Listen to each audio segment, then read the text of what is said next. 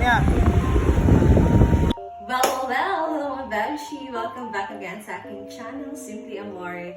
And for today's video, dahil natikman namin yung niluto ni Mia, last time na pumunta kami, yung naghatid kami ng lumpia. So, gagawin namin ngayon yung luto niya ng gulay. Ito yung gulay na ginamit niya. So, pinakbit. Lagyan namin niya ng kopumama na gata and sardinas.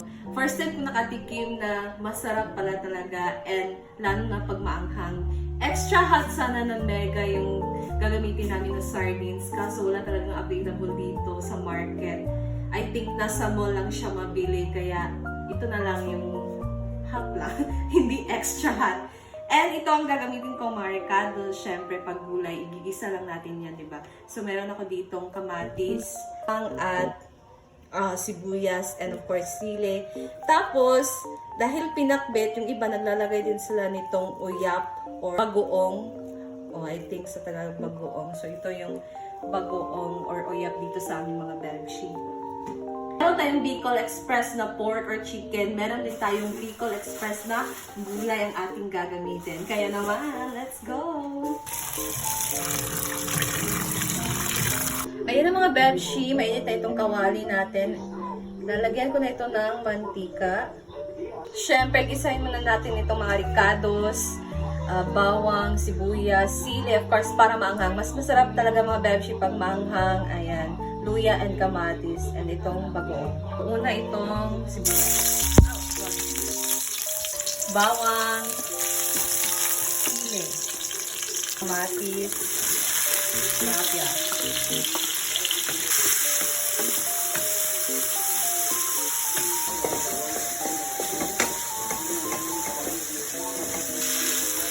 So, iparisiko muna natin itong ating ricados. So, pag-alis na sa mga Beshi, saktong haluto na yung kamatis, ating sardines. So, ang purpose na gigisahin natin itong sardines para naman mawala itong lansa ng amoy ng sardinas. Lumaluin lang.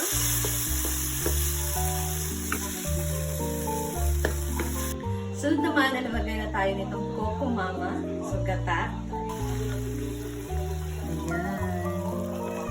Ayan. So, haluin lang natin. 200 ml itong gata, mga Beshi. So, dadagdagan lang natin ng tubig. Tapos, halu-haluin lang. And timplahan nyo lang ng mga pampalasa, mga Beshi. Lagyan lang natin ng pamintang powder. Pakuluan muna natin siya bago natin ilagay yung gulay. So, let's simmer it for 1 minute lang. So, inuna ko tong gata na lutuin bago yung gulay para naman hindi siya ma-overcook yung gulay. Kaya, panghuli na natin siyang ilagay. So, medyo half-cook lang yung pagkaluto natin ng gulay kasi pag half-cook, mas masarap at mas matamis yung gulay.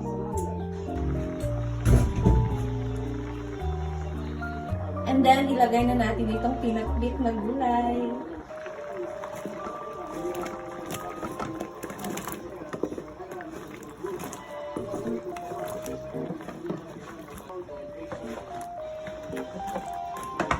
Tapos, haluin lang. Kung gusto nyo pa na mas maanghang, mga Beshi, dagdagan nyo pa ang sili.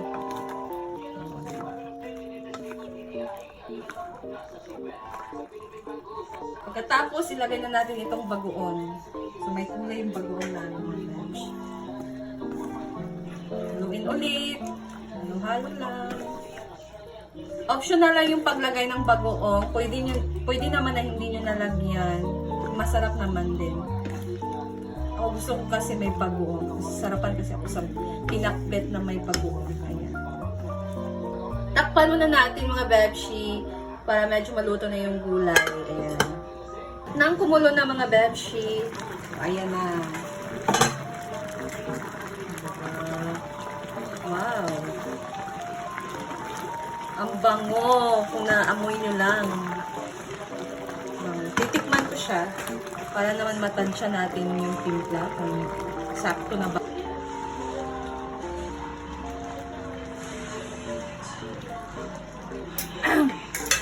Parang kulang.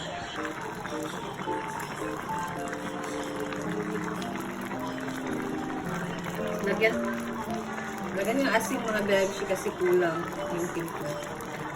Nagasan ko itong kutsara ha. Kung kasabihin nyo, tinikman ko, ginamit ko sa pantikim. Nugasan ko yan. Ayan.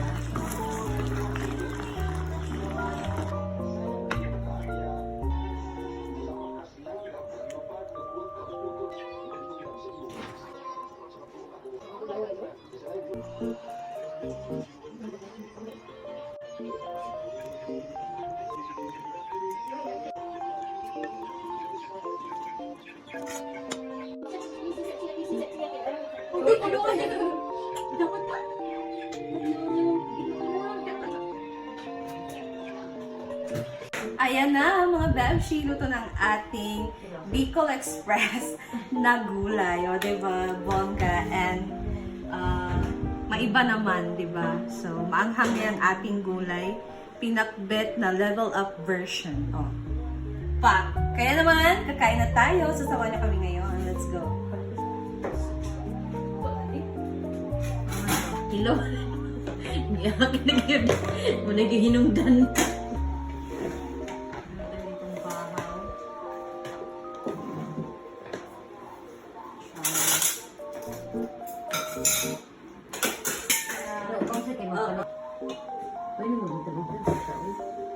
Kaya ba isang tagmanok? Kain. Kain. Kumain sa bagoy. Ano siya?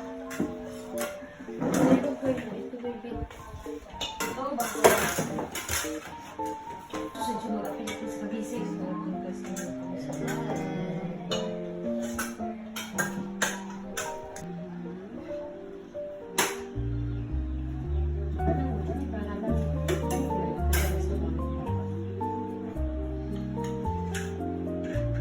Happy lunch!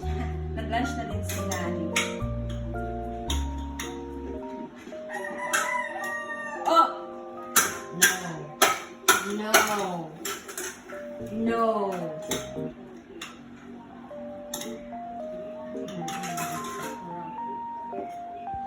Alam mo?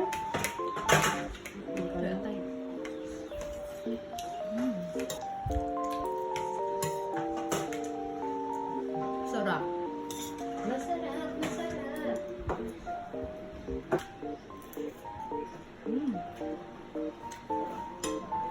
Hanggang.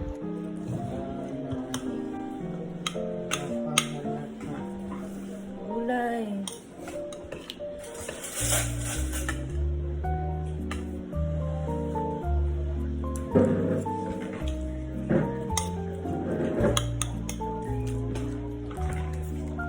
Masarap siya pero halang lang.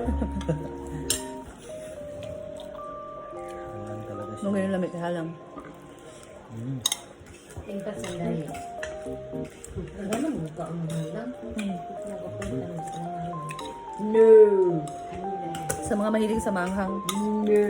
Perfecto. Buka! Ito, ara. Tagay kong tubig, Gabi. Tuwara. Bu?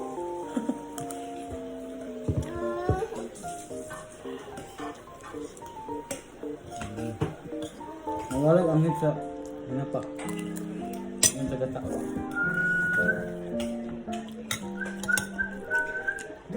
Kajub. Do?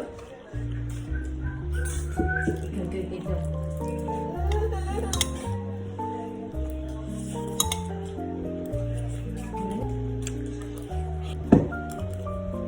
Ay, pasika. Tayo may bibili. Saka na pong siling. Na. Nahala na ako may sikin.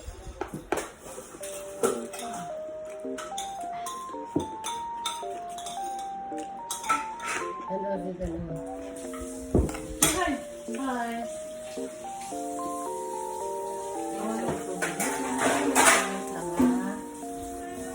Anak eh? Saka na pong siling. Wala daw niya lang kayo eh. Makaya na.